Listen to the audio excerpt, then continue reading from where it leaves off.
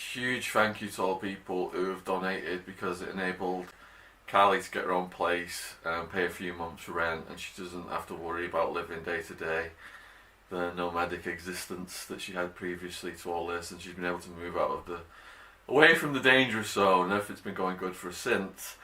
So much so that she's now plans upon opening her own YouTube. The rent payments stopped with no explanation.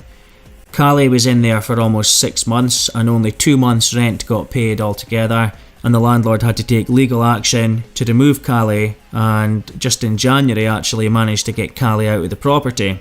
As it currently stands now, we're told that the landlord is owed £5,000 in unpaid rent, and there have allegedly been over 20 police reports made by neighbours and other people in relation to the property, reporting things such as obvious prostitution, drug dealing and drug use, as well as lots of other antisocial behaviour, all relating to this flat which we were told the GoFundMe got for Cali. It's about going with underage.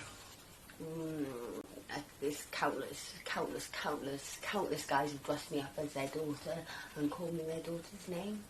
The guys dress you up as their daughter and call you their daughter's name, their own actual daughter's name.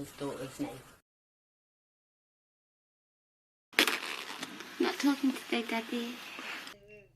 Me and you go, well, so was it right that you slept with Cali the first day that you interviewed her and then got her into bed within like 2 hours? Is that right?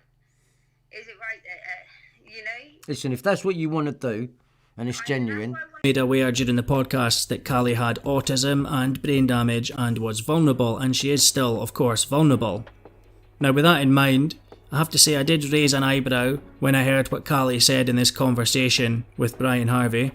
Cali stated that despite having just been interviewed on Shaun Atwood's podcast about her sexual abuse and autism, and despite the daily druggings and rapes that she was trying to escape, she states that Shaun Atwood had, in her words, got her into bed within 2 hours of that first podcast episode being filmed.